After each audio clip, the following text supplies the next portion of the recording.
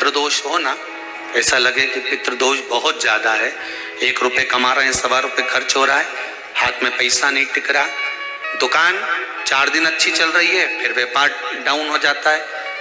कोई पैसा लेकर भाग गया, नहीं दे रहा, कहीं कर्जा मात्रा बढ़ गई है, ये पितृदोष के लक्षण है कुछ। इसमें आपके घर में जो भी रुद्राक्ष पड़ा हो, जो भी रुद्राक्ष रखा हो, क्योंकि संभाल के तो आप रखते नहीं, पटक देते हो यहां वहां, जो भी रुद्राक्ष आपके घर में रखा हुआ, एक पानी के पात्र में उस रुद्राक्ष को डाल दीजिए, उसमें 1 चावल का दाना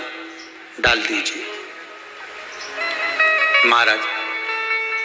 परिंदा जहां होता है, मटका, हंडा या रसोई घर में आपका जो पानी भरने का स्थान होता है, जिसको आरो वारो क्या क्या लगा के रखते हो, उसी के कहीं पास में उस कलश को रख दीजिए, ऊपर से उसको ढक दीजिए। शाम के समय, सुबह रखा 10 बजे से 12 बजे के बीच में, शाम के समय प्रदोष काल में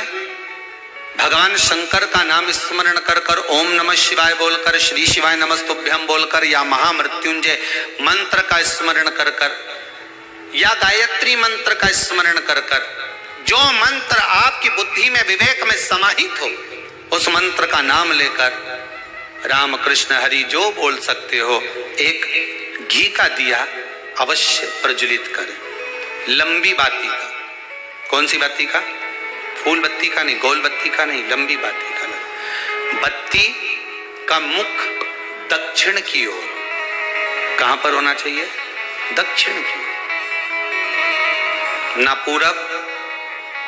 ना पश्चिम, ना उत्तर, बत्ती का मुख कहां हो? दक्षिण की ओर। जैसे श्राद्ध पक्ष में ब्राह्मण को जब भोजन कराते हैं तो ब्राह्मण का मुख श्राद्ध पक्ष के भोजन कराते समय अगर पूरब, पश्चिम और उत्तर का होता है तो श्राद्ध के भोजन का फल नहीं मिलता, उसका मुख दक्षिण का होता है तो हमारे घर के जितने भी पितर उस तिथि में गए होते हैं सबको उसका भाग मिल जाता है और पितृदोष समाप्त हो जाता है। इसलिए ब्राह्मण का मुख श्राद्ध पक्ष में भोजन कराते समय दक्षिण का होना चाहिए।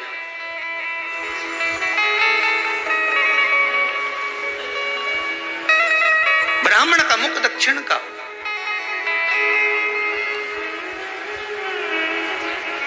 यहां तक शास्त्र कहता है महाराज, अगर गौ माता को श्राद्ध पक्ष में अगर भोजन दे रहे हो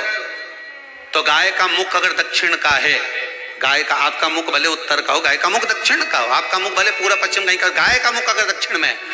अगर आपने दक्षिण में गाय को खड़ी कर रखा है और दक्षिण में उसका मुख और आप भोजन दे रहे हो तो शास्त्र कहता है कि किसी पिंड की जरूरत नहीं पड़ती, गाय स्वतः कल्याण कर देती है, गौ माता स्वतः कल्याण कर, दक्षिण मुखी हो। तो दिए की जो बाती का मुख कहां होना चाहिए? दक्षिण का। और दक्षिण का मुख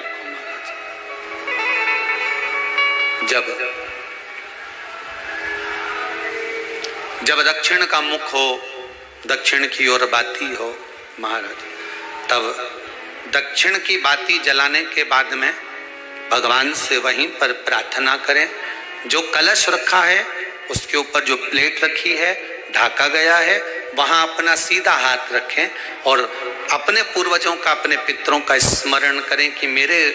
धन को लेकर कोई चले गया, मेरा व्यापार ऐसा चल रहा है, मेरा घर में बच्चों का विवाह नहीं हो रहा, या घर में इतनी अशांति है या तकलीफ है या कष्ट है, ये सब का स्मरण कर कर उस कलश को रात्रि भर रखे रहने दें। सुबह स्नान आदि करने के बाद